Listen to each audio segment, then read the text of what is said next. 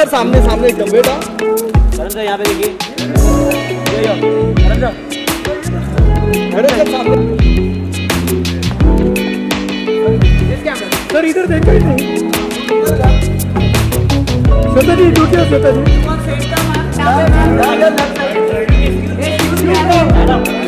ये कौन नया लोग है कह रहे सर फोटो सर हो जाए photo sir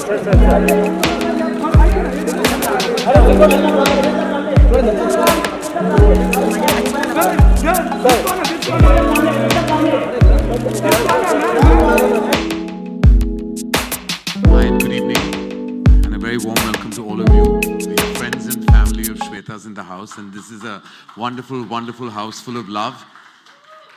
So I have to say that I invited myself to host the proceedings. Shweta is very shy and never likes to ask anyone to do anything for her.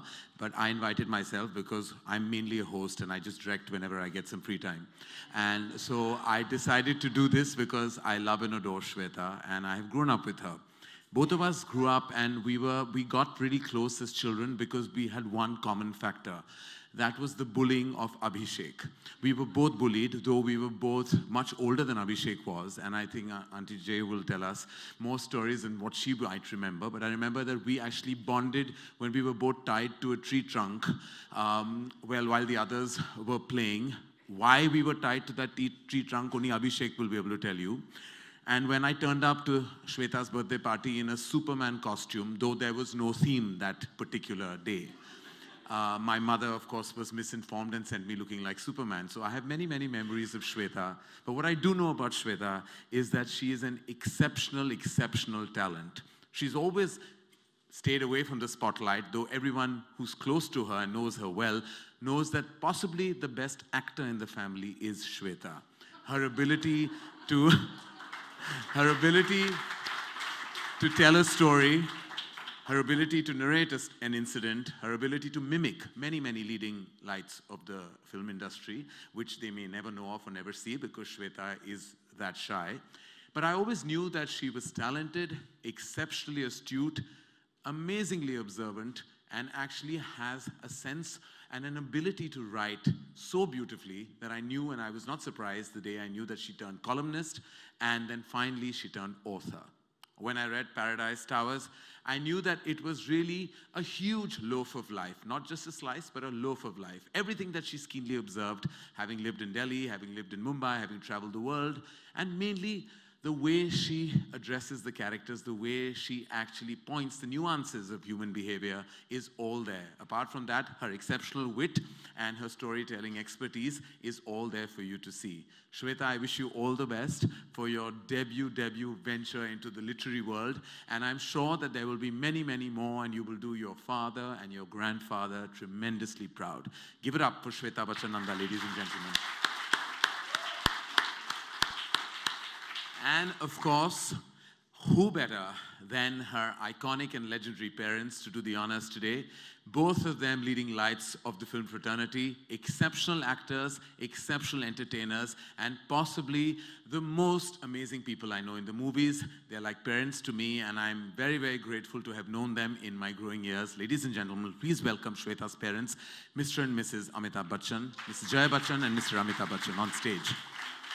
Feeling at this moment. Thank you, ladies and gentlemen, for having us here. It's a moment of great pride and honor, very emotional for parents to be at the launch of their daughter's book. As a father, I feel very privileged because she's my daughter, and daughters have a special place in my heart. I wish her all the very best. All I can say for the moment is I'd endorse what Karan said a little earlier on that she really is the best actor in the family. Every time we go through some kind of a moment in the day, during any event, there's always a little family meeting at the end of the event at home. And she takes over and does a takeoff on everyone that was present there. I do look forward to this evening when she will do a takeoff on tonight's event. She's also very perceptive about observation, and I do rely on her many a times, as does the rest of the family, on many incidents that may happen within the city, within the home, within the country, within the world. She has an opinion. Many a times we discuss, I do, the outcome of a film that I may have done or a film that she may have seen. And I have to say that she's always been right. When she says that a film is going to do well, it does well. When she says it's not going to do well, it turns out exactly right. So many a times I have begun to share some of my scripts. I'm afraid I couldn't do many of them earlier on, and I want to be excused for that. But recently, though, she has been extremely helpful, very perceptive in giving me ideas and thoughts on what I was working on. I can only give you my love and my blessings, Shweta, and thank you so much, all of you, for being here today to encourage her to grow, not just as my daughter, but as a woman and as a lady. Thank you. Thank you.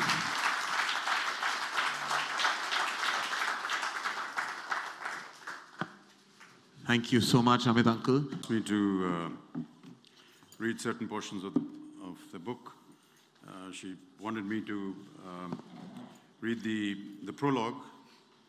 I'll do a bit of that, and then a small portion inside the book as well.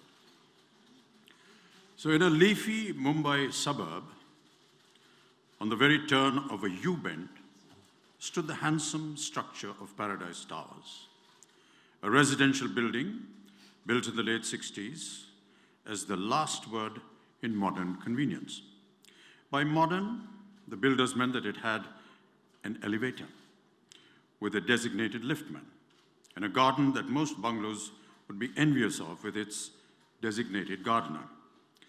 Over the years, other more modern and loftier structures came up in the area, dwarfing Paradise Towers. However, none could compete with its clean lines, meticulous planning, which kept it from flooding during the rains or its residents.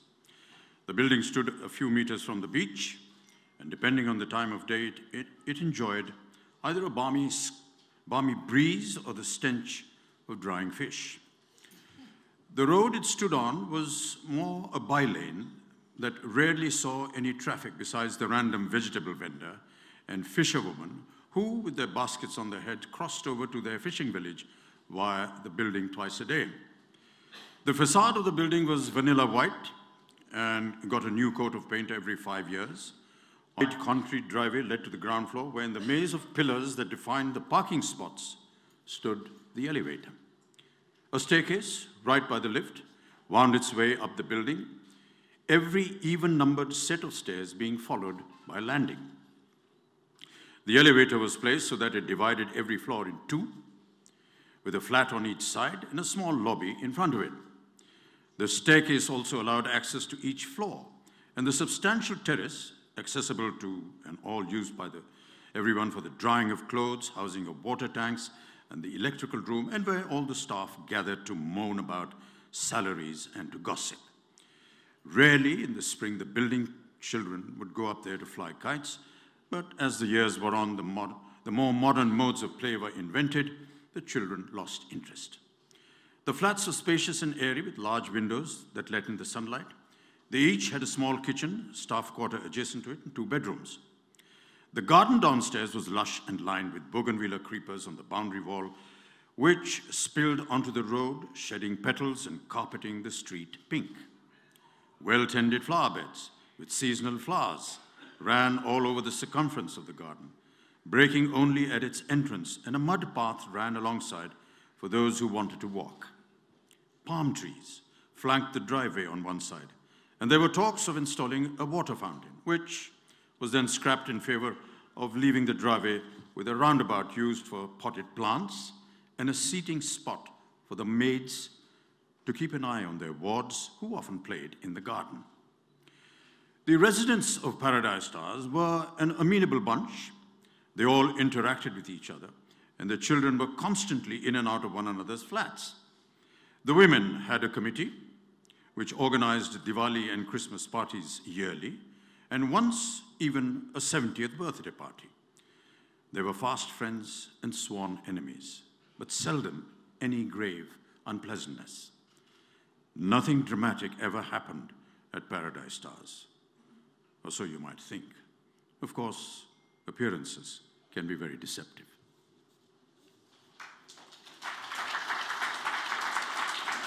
So that was the prologue to the book, and there's a little small chapter on one of the elements that stayed in Paradise Stars. So Dinesh's vacant spot in the car park was soon occupied by a bicycle superfluously trilling its bell as Mr. Roy, his mop of wiry black hair ruffled by the wind and thick black square-framed spectacles balanced on the tip of his nose that he peered over, swerved into place. Dismounting his cycle with some difficulty, seeing as he had weighed under his arm a briefcase, Mr. Roy parked his ride, smoothed his clothes and hair by running a hand over them, pushed his spectacles back up his nose, and proceeded to remove something wrapped in layers of newspaper from the basket attached to the front of his cycle. From the shadows, a middle-aged man came forward and relieved Mr. Roy of his briefcase, leaving the gentleman to better hold his newspaper-wrapped parcel. Though the Roys had a car, Mr. Roy preferred to use his bicycle on trips to the fish market, or so he told his friends. The truth, however, was that he had once driven himself into the gutter right outside the building. A nostalgic song on the radio had set him off daydreaming, causing him to lose control of his car. The car and Mr. Roy were extricated from the gutter with great difficulty. One of the Kapoor children had even captured the entire episode on their phone. The car, though, sent for an overhaul, would always smell of rotting bananas every time the engine overheated. Mrs. Roy had ever since forbidden her husband from driving the car when he was on his own, and so Mr. Roy had resorted to using his bicycle for most errands. Mr. Roy rung for the elevator that whirred and hummed as it descended, the liftman smiling his broad smile as he came into view.